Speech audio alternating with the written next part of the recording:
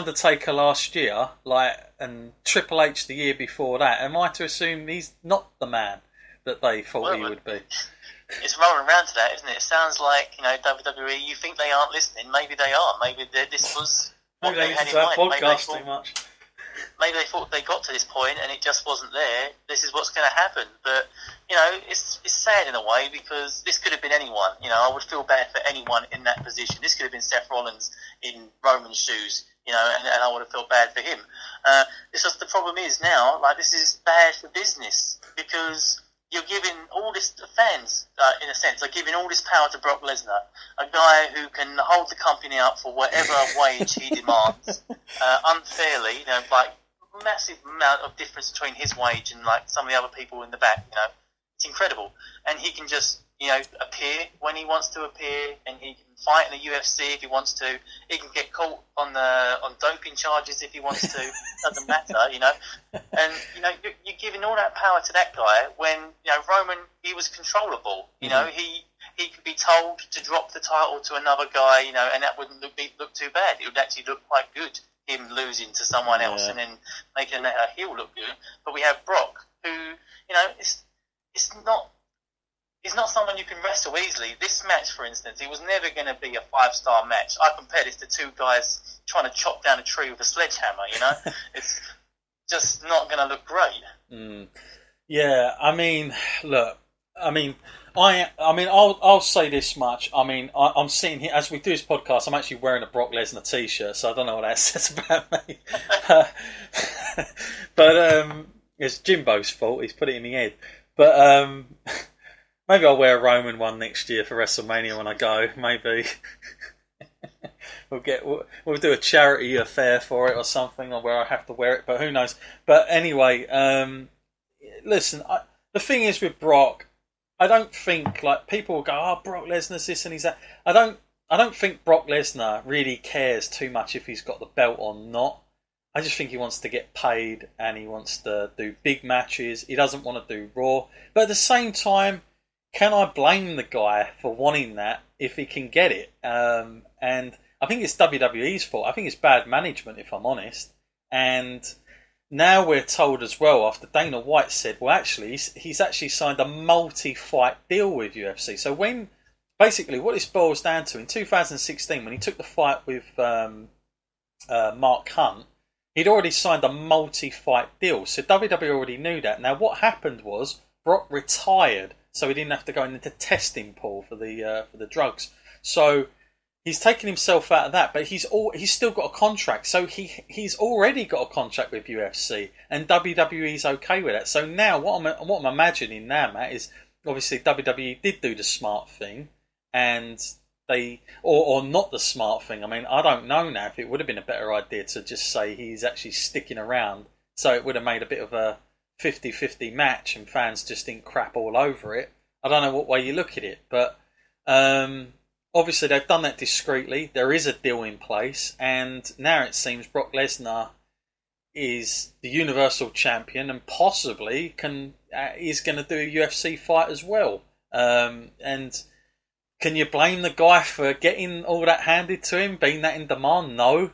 But at the same time for WWE, I thought that it was all about making a full-time guy, who in their eyes, by the way, they have wanted this crap. Now, believe me, I'm not a fan of shoving Roman Reigns down our necks like he's been. So I don't think Roman Reigns is the guy. But in WWE's eyes, he is. So we kind of go with it, you think, to a certain extent. And I thought, let's just get this over and done with. And I can't believe, I'm shocked that Brock Lesnar's won. And that Roman Reigns is... And not only that, mate, it was clean.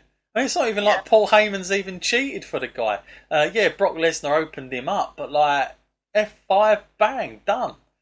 Clean victory. So even though Brock Lesnar is a heel, he's like the kind of heel like Triple H used to be. Also, Matt, when was the last time we saw a heel close the show like that? It would have been some time ago, right? I know people say Roman Reigns last year, but he wasn't booked as a heel. But I can't remember the last time they did that. So this is a crazy bold move. Now, lots of rumours are coming out, Matt, that the only reason Brock's holding on to it is because they really don't see Roman in that. I mean, clearly they don't see Roman as the guy because he would have won last night, Matt.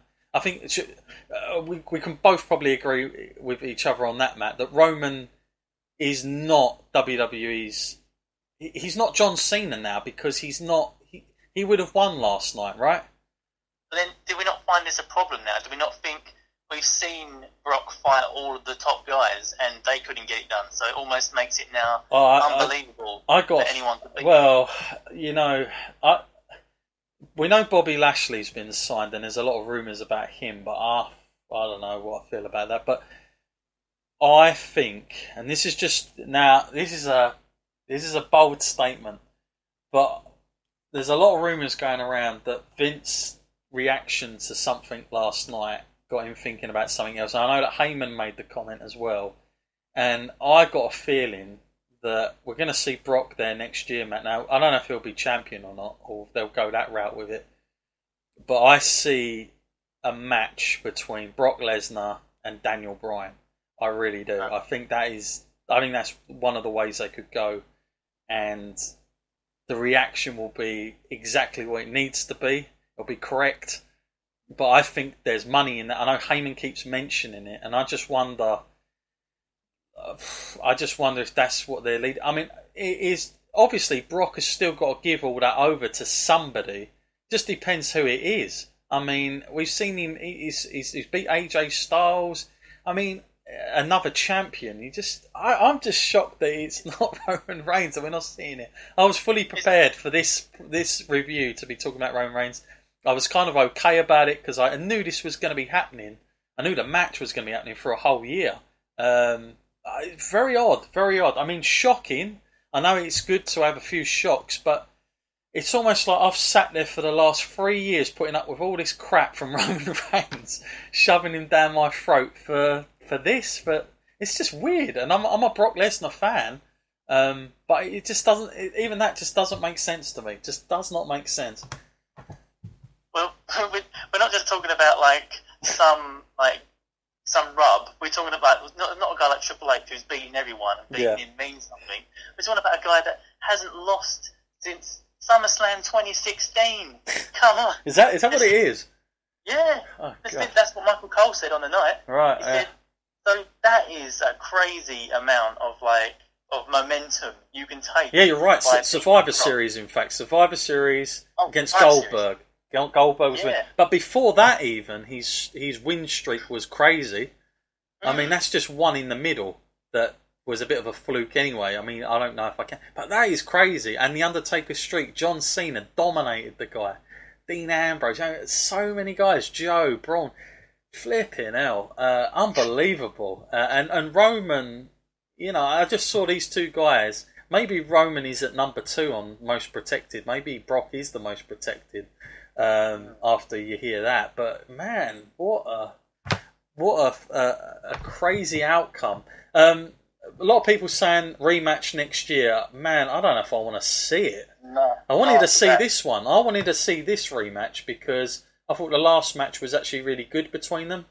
But I don't know. I want to see another match. And also, even if Roman wins, it's not really this one apiece. Because the first one there was no winner. So what, you got to go for another match? They're not going to get 3 matches out of these guys. There's no way they can get another match.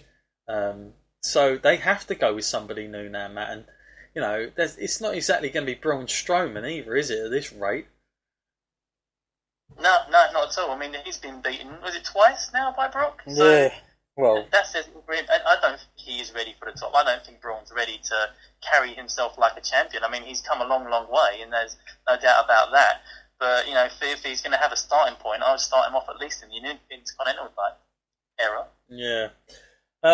Well, it is shocking. Some people say they would have liked to have seen Nakamura versus Brock. Yeah, I would have done as well. But now he's a heel. I doubt that's on the radar at all. To be quite honest with you, so. Incredible. I tell you what, Brock Lesnar, he's a Hall of Famer. He was already a Hall of Famer before he came back. Now, flipping hell, he'll have his own wing. I mean, it's impressive. You look at the win-loss, like who he's beaten, who's who. to beat a prime guy like this who's got all this, it's quite something. It's quite a feat. So WWE obviously has obviously put, like, it's just incredible. A part-time guy is the guy by a million miles. It's like Brock Lesnar, and then there's a ladder length, and then there's Roman Reigns, and then there's everybody else somewhere in amongst each other. It's crazy, absolutely crazy. So I don't know who is left. Maybe it is somebody new. Maybe there is only one guy that I keep hearing Heyman say it was his dream match was always Daniel Bryan. That was the match coming out of WrestleMania 30 that they wanted to get to, but they couldn't because he got injured. But other than that, I just don't know really who else there is, to be honest with you, Matt, because we've seen AJ Styles. So but, I don't know. That's so against everything Vince McMahon believes in, isn't Yeah, it? I mean, he is odd. Daniel Bryan, he did it at 30. Yeah, of course, he beat Triple H, and you can beat Batista and Randy Orton, and that's totally great. But isn't Brock Lesnar just like on a whole completely different level? I mean, how many spears did he take in that match? And what are we going to say? He's just going to tap out to the yes lock or something? Yeah.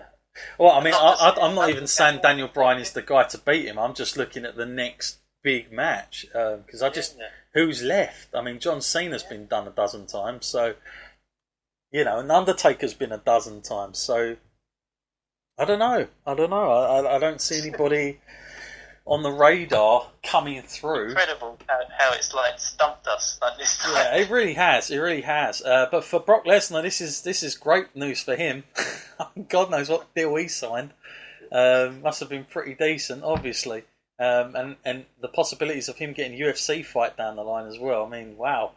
All good for him. I mean, he's become almost, I mean, a completely weird level, a really unique level in wrestling terms. And whoever the guy is now, my God, they better get it right. I'm just shocked that this was not Roman Reigns' crowning moment we've been waiting for.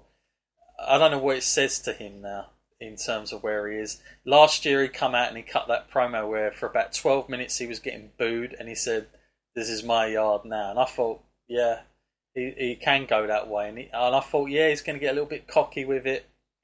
That's sort of stopped, unfortunately. I wish he was a bit more like that.